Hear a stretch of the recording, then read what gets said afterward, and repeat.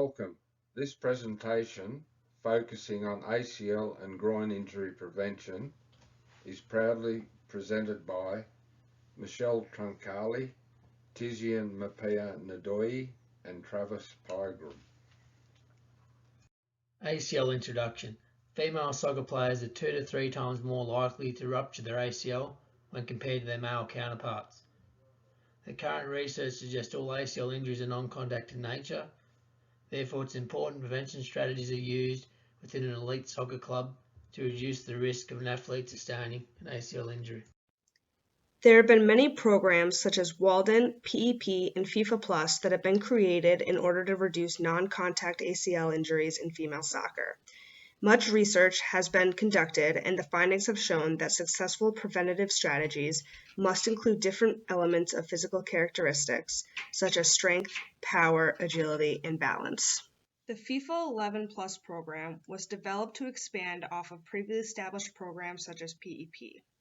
Much research shows that the majority of non-contact mechanisms of ACL tears in women's soccer are deceleration, jumping and landing, and quick change of direction.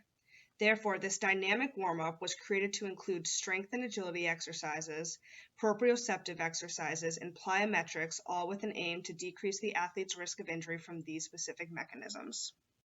There currently have been 2 major studies examining the effectiveness of the FIFA 11 program on soccer players. In 2008, Solidguard conducted a study in Norway using female youth athletes between the ages of 13 and 17. After 1 season, results show that the players who received the intervention had a lower incidence of overall injuries, of overuse injuries, and overall incidence of severe injuries. In 2012, Silvers Granelli conducted a study on a total of 61 NCAA men's collegiate soccer teams. Results found that the players who had used the FIFA 11 program had lower percentages of ACL injuries, lower percentages of overall knee injuries, as well as had a reduction in time lost due to injury compared to their control groups. Both studies show promise of the effectiveness of FIFA 11 Plus, however, further research still needs to be conducted. The FIFA 11 Plus program will be implemented as a 15-minute dynamic warm-up before practice. The program consists of 3 parts, with the exercises in part 2 being divided into 3 levels of difficulty.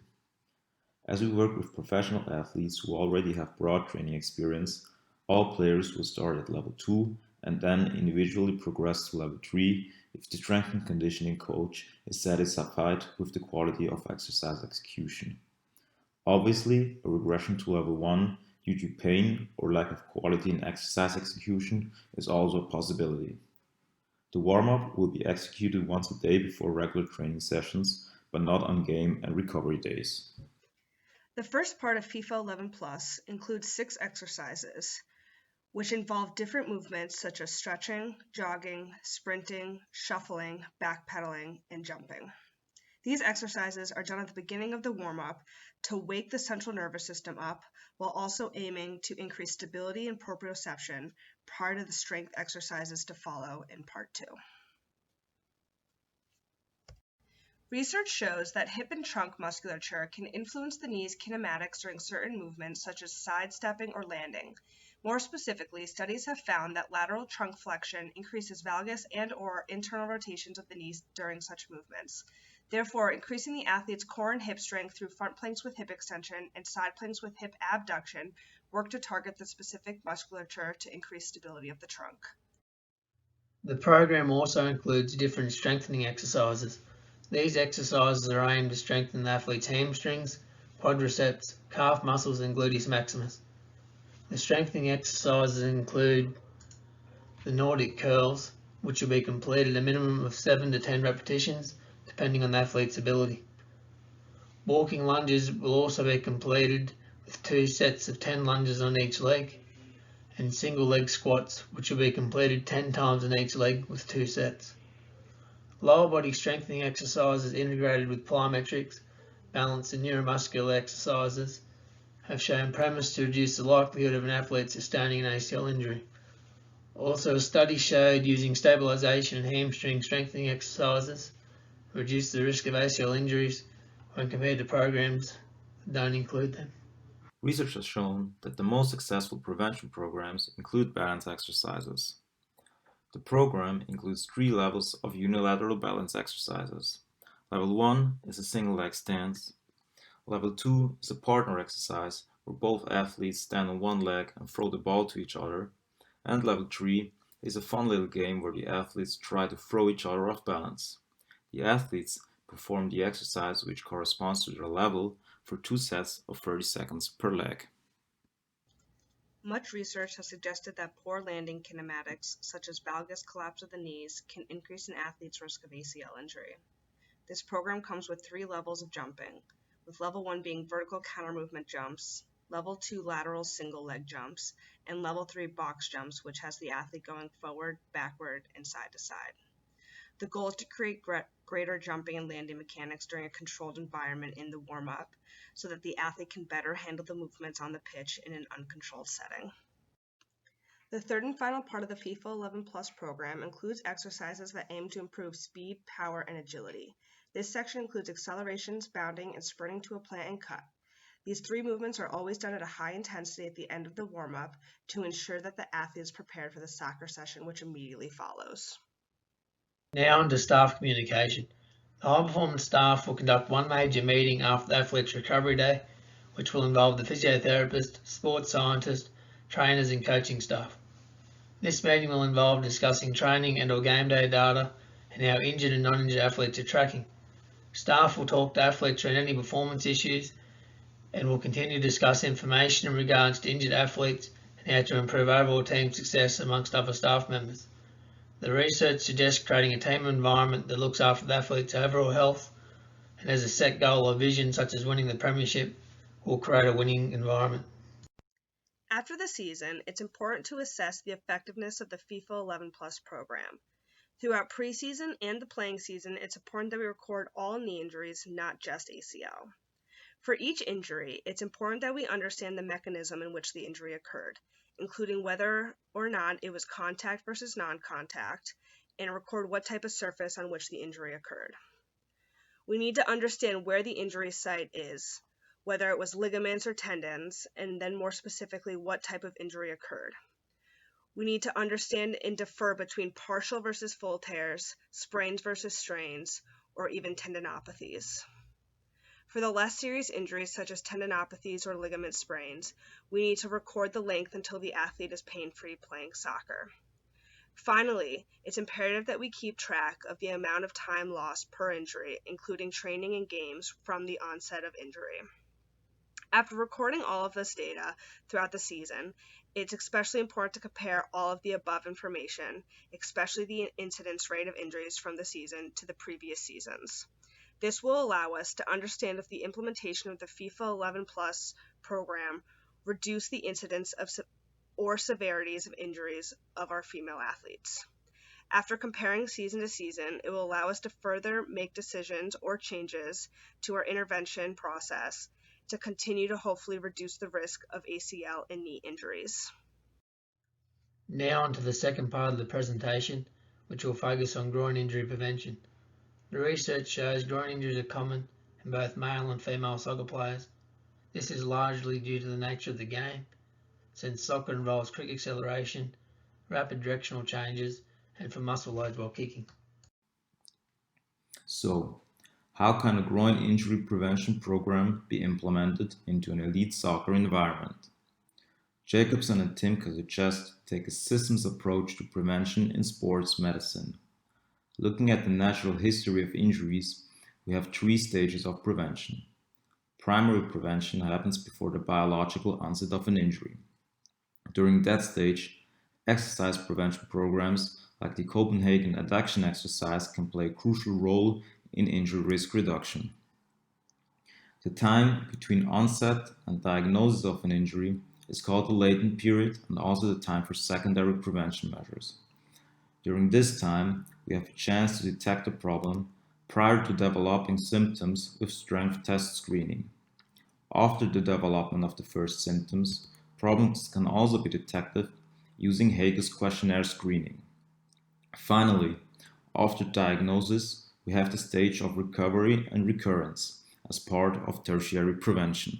Since groin injuries are a prevalent injury in soccer and many other sports, the Copenhagen Groin Injury Prevention Program was designed to reduce the likelihood of an athlete sustaining a groin injury. This program consists of adductor strengthening exercises. Low abduction strength can be seen as a modifiable risk factor that is associated with an increased risk of groin injury.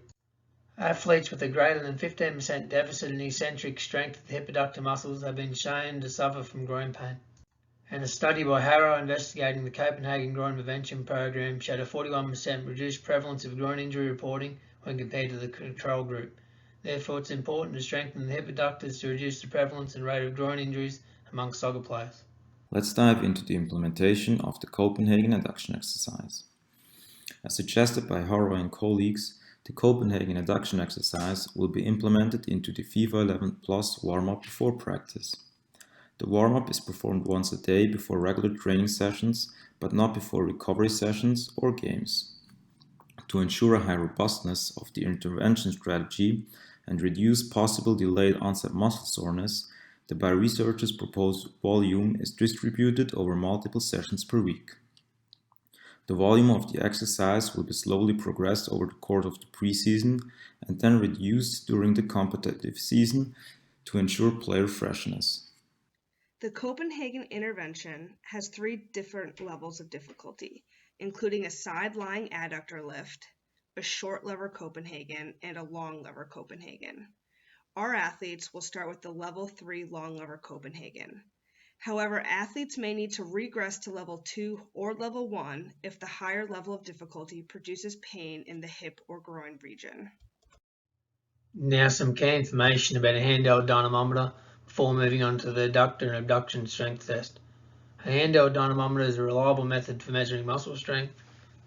It is also very practical for sporting clubs to integrate into an injury prevention program because of how portable and reliable it can be.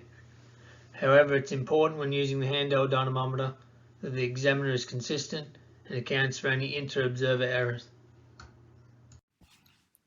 All strength tests are performed on the first full training day of the week, which is usually match day -4. To allow testing of the whole squad in an acceptable time, we use 2 5-second warm-up tests separated by a 10-second rest, followed by a 20-second rest before a single maximum test. The hip adduction strength test.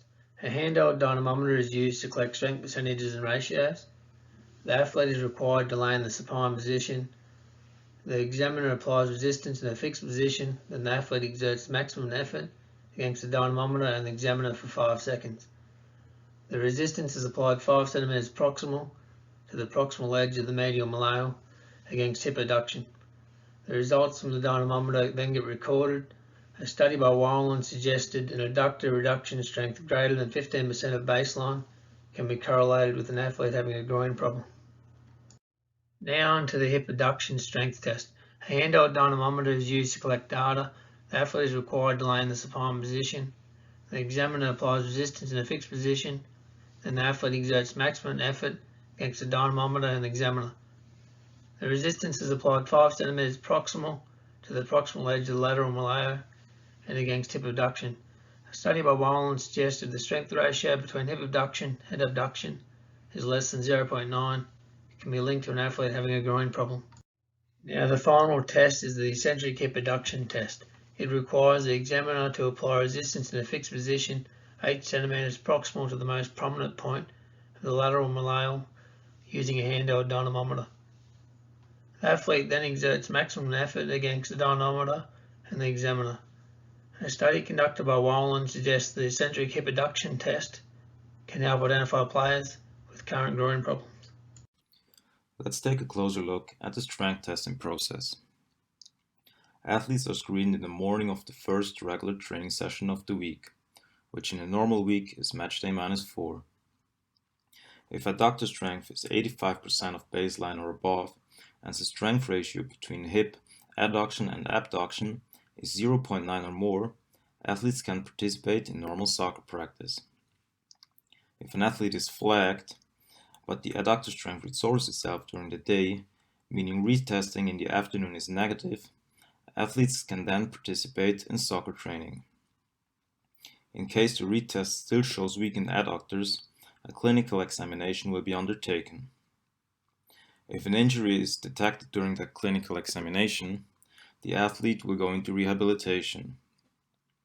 In case the problem is still in a subclinical state, Multimodal interventions, such as the application of different recovery modalities, will be applied.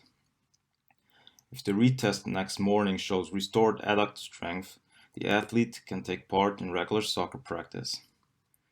If adductor strength is still not restored, load management, such as limitation of kicking, will be discussed with the coach.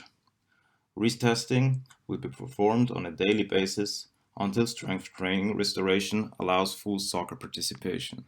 The hip and groin outcome score is a self-reported questionnaire which consists of 6 separate subscales assessing pain, symptoms, physical function in daily living, physical function in sport and recreation, participation in physical activities, and hip or groin related quality of life.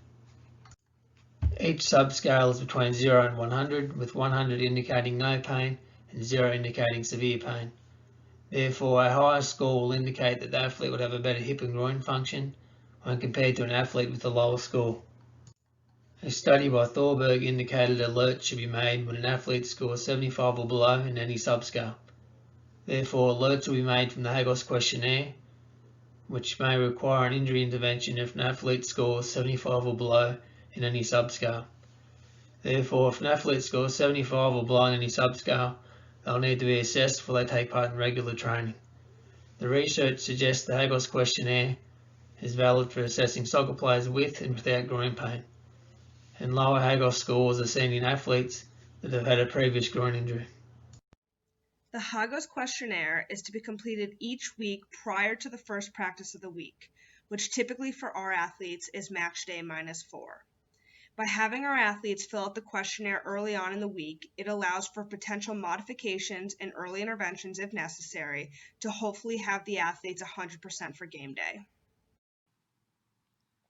Let's dive into the HAGOS process.